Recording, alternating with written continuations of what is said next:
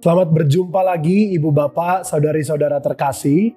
Bagi kita yang akan memulai hari atau bagi kita yang sedang mengambil saat teduh di istirahat siang atau istirahat sore, doa kami kiranya segala urusan kita dapat berjalan dengan lancar dan kita diberkati Tuhan hari ini. Sebelum kita mendengarkan firman Tuhan, mari kita berdoa. Ya Tuhan, kami mengucap syukur atas kesempatan ini. Kiranya Engkau terangi hati dan pikiran kami dalam mencerna firman-Mu dan melakukannya. Terima kasih Tuhan. Amin. Ibu Bapak yang terkasih dalam Kristus Yesus, mungkin masih segar di ingatan kita kalau kita lihat guru sekolah minggu mengajar, adik-adik mohon dengarkan ya. Atau misalnya Bapak Ibu guru atau dosen mengatakan, saudari-saudara mohon perhatiannya. Sepenggal kalimat itu bertujuan untuk satu hal, agar orang banyak mendengar, agar halayak itu memperhatikan ke dalam satu pembicaraan. Demikian juga yang menjadi dasar perenungan kita pada hari ini diambil dari Yesaya pasal 51 ayat 4 yang berkata demikian.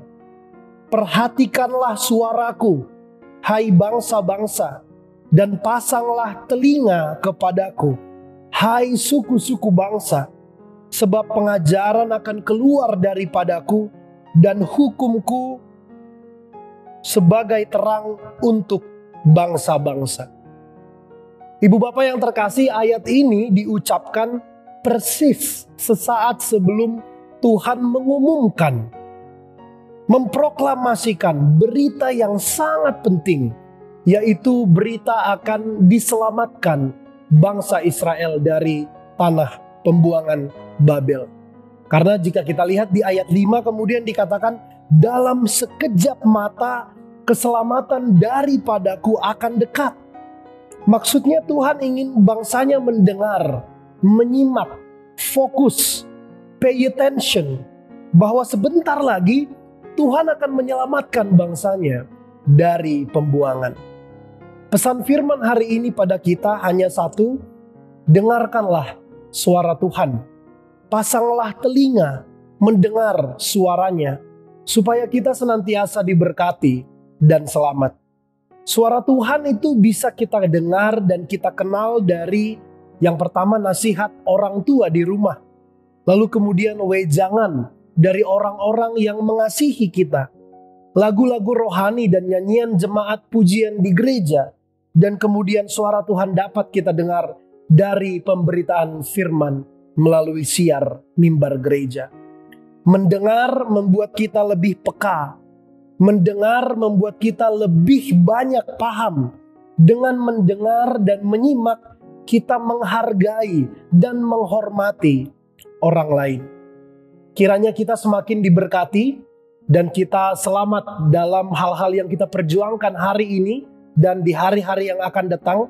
Dan iman kita semakin teguh karena kita setia mendengar suara Tuhan.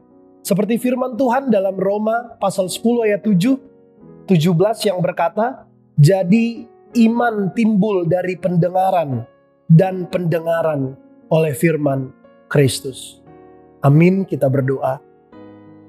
Terima kasih Tuhan atas firman-Mu.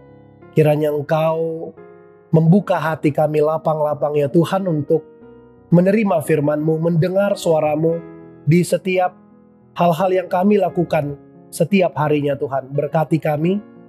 Kemudian kami juga mendoakan bagi orang-orang yang berduka, kiranya Engkau hiburkan.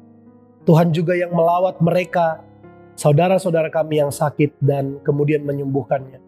Terima kasih Tuhan, berangkatkanlah kami pada hari ini menuju rutinitas kami dengan dasar dan landasan firman-Mu. Terpujilah nama-Mu dalam Kristus kami berdoa dan mengucap syukur. Amin.